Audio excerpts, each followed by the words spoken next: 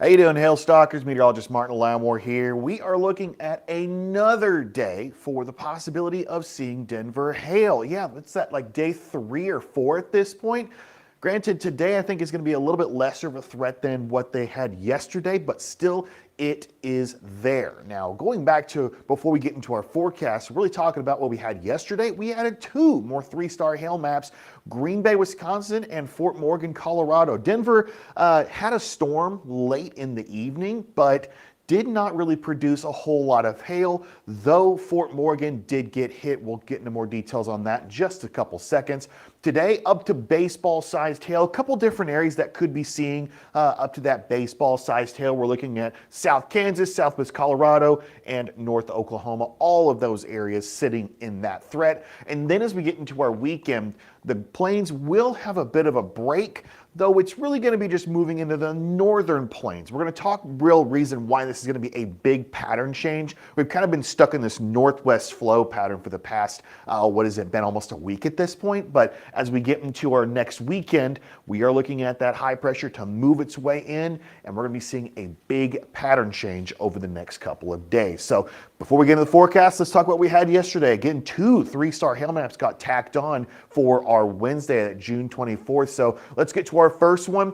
We did see a couple of these storms starting to roll across, handful of these storms that were really causing a ruckus across parts of Wisconsin. Now, as this moved its way through into Green Bay, we actually saw the first one. That was Fort Morgan. These are these destructive tag storms right here. Very intense storms with these. They had up to, I believe it was 2.5-inch hail that fell across Fort Morgan. It's a couple thousand people in Fort Morgan that were affected by this storm. This was in a bigger city. It'd be a much bigger than a 3-star for sure. Moved its way through as we got into around 5:30, and then it was Green Bay's turn. We saw hail up to about golf ball size, but it was a high volume event. Several reports across Green Bay had also those considerably warned storms up to, I think it was warned for 2-inch hail, but we only had that 1.75, that golf ball sized hail. That is that 1.75 inch. So it was a pretty busy day across the entire nation. And the thing is that we're going to be continuing that trend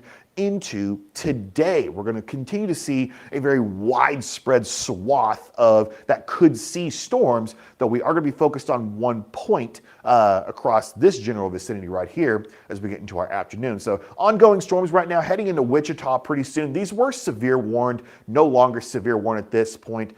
This is our live radar right here. So Wichita, you'll be seeing some stronger storms coming in the next 10, 15, 20 minutes or so. These storms are moving a little bit slow, so maybe upwards to about a half hour to 45 minutes, you could see those storms. But Wichita, you're already seeing some of those stronger storms coming in pretty soon over the next hour or so. Current conditions right now, we are watching for this boundary to kind of cause a bit of a ruckus as we head into this afternoon. We are going to be seeing some changing conditions. You can see a couple of these storms out here toward Buffalo, Cleveland. This is an area that could be seeing a little bit of hail, but mostly a wind threat after we get into this afternoon. Moving over toward back into the plains. Again, there's that cluster of storms going on near central Kansas. Now, the thing is, we're watching for that redevelopment behind these storms. If we can get that clearing, really warming up into this afternoon, seeing this warm nose right here, trying to push its way back up into this area, because we're sitting at 83 here at Oklahoma City. Meanwhile, Wichita, you're probably only in the 70s as of right now. Of course, Denver is a little bit cooler. If that warm nose can just get up there into Denver, we could possibly see some more of those storms leaking into Colorado. Bit of an update with your day 1 severe weather outlook. They've added that level 2 out of 5 across parts of Wyoming and also into Ohio and Pennsylvania. Now, this morning, it was just this area that we were watching pretty closely for that slight risk. Going into tomorrow, backing off a little bit on that severe threat, only a 1 out of 5 for this entire area here. But this is a smaller all hazards risk. Can't forget about the Northeast as well. Got Boston sitting in that level 1 out of 5 as well for our Friday. And then getting into your Saturday, this is when that shift happens. That threat of severe weather pretty much hugs the Canadian border as we get into our weekend. Saturday, going into your Sunday, and even into your Monday. It's staying up there. And that's the reason I'll be telling you just in a few minutes why. Actually, we're telling you right now. So the jet stream, this is going to be the big thing for this next week. So we've got this almost zonal flow, still a little bit of that leftover of that northwest flow going in right here for our Thursday. But as we move ahead in time for our Friday, we're going to start seeing this low pressure right here and high pressure working in unison. This low pressure is going to cause much cooler temperatures, maybe a little bit more unstable air as we actually head into that latter part of your weekend. This is really going to cause a ruckus, that jet stream there. And as we get into that high pressure, this is going to cause a lot of issues as we get into the extended forecast, as we are going to be mainly seeing very hot conditions. Look at that building. I'm going to step off here. You can see how much it builds as we get into this Monday and Tuesday. Look at that high pressure. Holy cow. It's going to be a big heat and what we call it almost literally a death ridge. And this is what's going to happen. So this high pressure and low pressure system working in unison, it's pretty much going to make the only threat for severe weather is going to stay right along here in the northern plains. That's about it. So low pressure, keeping things very cool. And when we talk about the temperatures, I'll show you how aggressive these temperatures are going to cool down for our Tuesday. And high pressure here across the entire eastern half of the U.S., including much of the plains, it's going to make things hot. And this is not going anywhere. Wednesday, Thursday, this is just going to park itself right over the eastern half of the U.S. And this is going to be the pattern we're more likely going to be sitting in for the foreseeable future, at least at this point. I mean, we usually do see this ridge pattern settle in as we get into July, so it's not a huge surprise, but it is going to be absolutely just almost, we're going to say miserable, because it's going to be hot across much of the U.S. Wind forecast for today, we are watching several areas for seeing that wind threat. That's going to be the largest area that's going to be covering is that wind threat. Cheyenne probably going to be seeing the best threat for those winds to get a little more aggressive. Again, development here across Garden City to Amarillo, maybe trying to stretch down to Lubbock as well, and they'll conglomerate, make their way into Kansas. Again, if they can redevelop strongly into that Thursday evening into your overnight, we could see a bit of a wind event moving its way across Wichita, but it all develops on how these storms can actually form. That's going to be the big thing, especially in Denver. When we get to the hail forecast, you're going to see the reason why we've got Denver in a level 2 on the potential for larger hail, but only level 1 for the storm potential for those storms. Columbus and Pittsburgh, you can also see some higher risk of seeing some stronger wind. I think most of the wind gusts will stay below that 75. We're not looking at a huge lower level jet threat right now. So I think the winds will be strong, but I don't think we're going to have a huge high wind event that we've been having the past couple of days with that very strong low level jet. Tornado forecast, Wichita, Garden City, maybe stretching into parts of Tulsa as well. Could be stretching in toward northwest Arkansas and in towards Springfield in southwest Missouri. So all those areas see the possibility of that tornado threat. It's going to be your best threat down in the south, stretching all the way from Buffalo to Columbus. Smaller tornado threat up in the northeast as well for today.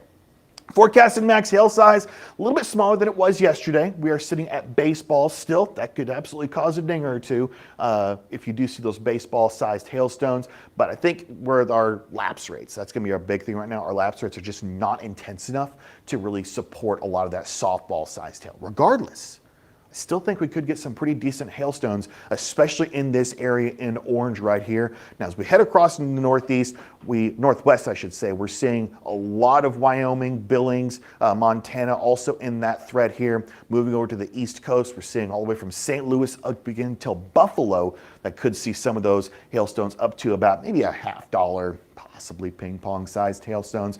But really the biggest hailstones are going to be pretty much isolated down into this area from Denver all the way stretching down to Amarillo and in toward almost Springfield. Now, I've got Denver in this low risk level right here. This is all going to be dependent on if we can get storms to develop. I think if storms develop in Denver, they could easily have upwards to baseball-sized hail. It's just an if we can get those storms to form. Like I said, Denver's like 60 degrees right now. That's tough to get storms to develop in Denver at 60 degrees. Meanwhile, if we get redevelopment across Garden City, easily going to be seeing some of those stones getting up towards baseball size. So that threat level is a little bit higher there. Look at your future radar. Again, there's these storms going through Wichita. If we can see The rebound of temperatures and dew points across this area that we're seeing that biggest threat from about here all the way to here is probably going to be that best chance for seeing the largest hailstones today for your Thursday. If we can get that redevelopment, there's those storms that are starting to fire up just west of Wichita, and that's when it becomes that wind threat as it makes its way past Wichita and in toward northwest Arkansas and southwest Missouri. So let's show this again a little bit slower this time. Again, seeing redeveloping storms across this Thursday. This is 4 o'clock right here. This will continue to spark up. We could see them try to trickle down all the way as far south as Lubbock. Again, we could see those storms really filtering through and giving us some pretty large hailstones. That risk level doesn't quite go to Denver because you could see it just does not want to form any of those storms.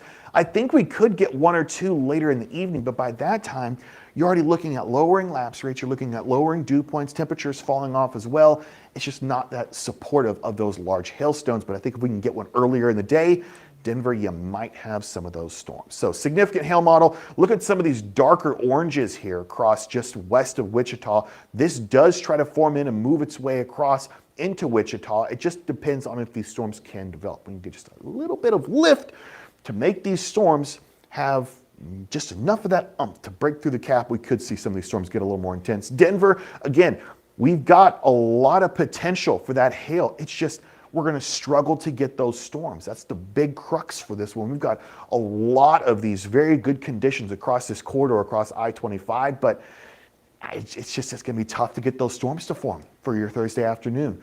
Now, your hail forecast again for tomorrow, we're kind of backing off again, same thing with the wind. We got all the way from about Rapid City almost to Billings down to the panhandle of Oklahoma, although we're probably only going to be seeing maybe upwards to ping pong, golf ball size, probably gonna be your maximum for your Friday. So we are backing off a little bit. Still looking over at the East Coast though, Boston, Albany, in toward parts of Vermont, New Hampshire. And I'm getting my states really mixed up today. Even parts of Maine, southern Maine, that's a place that doesn't see hail very often at all. It's for your Friday. So a bit of a weird place to get some hail risk for that wind threat though. We're pretty widespread yet again. Still, again, it's a little bit on the lower side for that wind risk. We're sitting all green right here, but some of these very widespread. If we got all these cities in this wind risk, it's gonna be hard to say not everyone, or at least somebody, will get some kind of wind because we're going all the way from Rapid City down toward almost Lubbock, past Amarillo, and all the way into parts of even Kentucky. Got Louisville included in that over there for your wind forecast. Tornadoes a little bit backed off. Really the only place we'll be seeing the possibility of those storms is going to be in toward parts of southern Indiana, Illinois, and northern Kentucky. It does include Louisville, Evansville, Bloomington, and Mount Vernon. So good little bit of population that could see a smaller chance for those tornadoes. That's pretty much all that for your severe forecast. John, any questions? No? That's what I'm here for. Ask some questions so we can get them answered for you guys. But again, we were talking about that big cool down. Now, the thing is that we've been seeing for the past couple of days is that low pressure coming in. So right now, this is where we're seeing a lot of these cooler temperatures across the Central Plains. It's nice and comfortable. Yesterday was like 78, 85 here yesterday, and that's great temperatures here in Oklahoma City. Unfortunately, it's not going to be lasting much longer. High pressure, you can already see the shadow of that high pressure developing for that Friday. Cooler temperatures being evacuated out. And there's these much, much cooler temperatures across the Pacific Northwest. Again, highs in the 60s, lows in the upper 40s. Yeah, it's possible for this coming weekend. And already seeing developing much, much warmer temperatures into your Saturday across the central and southern plains, all the way through the East Coast as well. Already seeing red.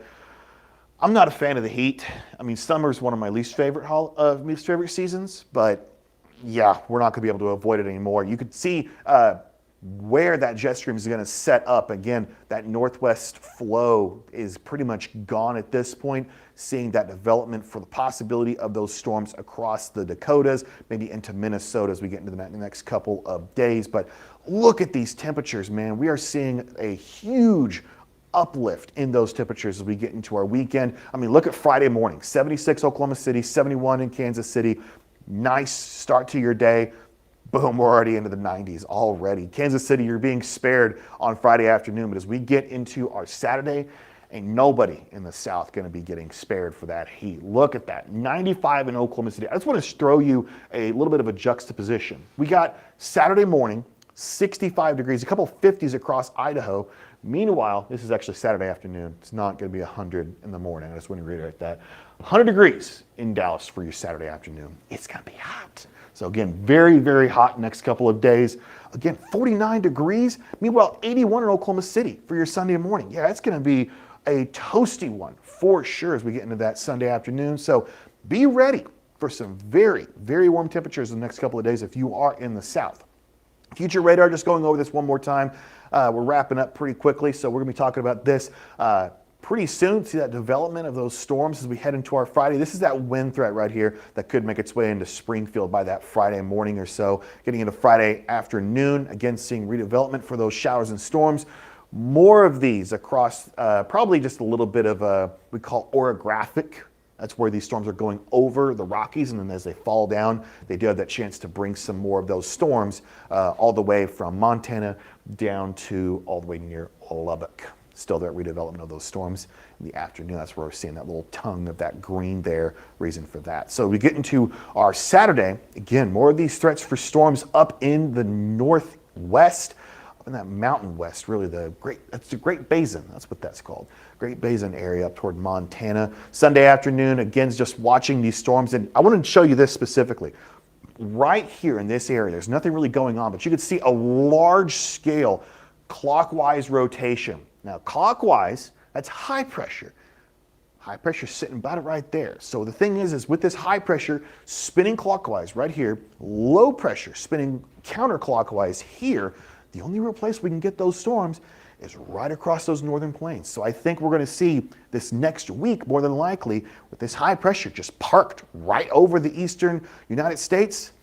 I think the only place that can get those severe storms is going to be way further up north, which it's not uncommon. This is usually what happens this time of year as we see this high pressure really develop, whether it develop over the southern plains or the Gulf states into parts of the Appalachians. It's really just the same outcome. Hot down here, storms up here, and then cool if that low pressure does dive further south enough across the Pacific Northwest. And that's exactly what's happening, at least for the early part of your next week. And this high pressure just doesn't want to go anywhere for your next couple of days, and you can see it perfectly with that extended temperature outlook. This does go to your July 4th right here, so if you're about in the eastern 2/3 of the U.S., maybe it's going to be a day that have a pool with the 4th of July. Meanwhile, if you're in that western third, maybe almost a heater. Because again, temperatures in the 40s in the morning, yeah, it's going to be pretty wild to see that. And as we look at the precipitation outlook, kind of a little bit more of these storms that could spark up across the Pacific Northwest. It is starting to see more of these storms trying to develop with this high pressure here. It actually does try to pull in a little bit of that moisture. Again, the Pacific's going to be really active this year with El Nino in effect. We're getting really close. Last I checked, El Nino, we have I think it's a 60% chance for a super El Nino by the end of this year. So El Nino is going to be really strong as we get into this next couple of months, especially by the end of this year. So it's going to be pretty wild. One last look at your severe outlook. We are still seeing that, again, that 2 out of 5 across Oklahoma, Kansas, Missouri, a little bit of Arkansas, also including Wyoming. Can't forget about the Northeast as well, into parts of Ohio and Pennsylvania sitting in that slight risk going into Friday. Again, just more of this level 1 risk. We could be seeing some of these storms filtering through that Friday, and then your Saturday, that's when that shift to the north really kicks in. Could have a couple marginally severe storms down here as that high pressure begins to settle in. But as we get into our Sunday and Monday, it's staying up here. Minneapolis, International Falls could see some storms as we get into that Monday. Before we wrap up, John, anything? Nothing. All righty. Well, that's pretty much your forecast, guys. We are, again, watching very closely for these storms to start moving their way further up north. But again, today and tomorrow, still watching for that severe threat. So follow us on all of our social media platforms. We'll be posting all day today. If any storms do spark up, we will be going live. Obviously, tomorrow we'll have our noon forecast. Of course, as we get into our weekend, if we do see storms really developing again, we will have that noon show and also more than likely going live as well. So if you're interested in a hail map, wind map, tornado map, HailTrace does all of them. Contact 855-334-4245 or email us or go to our website. You can get a little preview of those storms actually on our website. So if you just want to look at it and say, hey, I'm interested in that map, you can go check it out as well. So we're going to be wrapping it up here. Don't go anywhere, guys. We'll be back tomorrow, or we will be seeing you this afternoon with the storm development later on across Wichita. So don't go anywhere. We'll be back tomorrow, same time.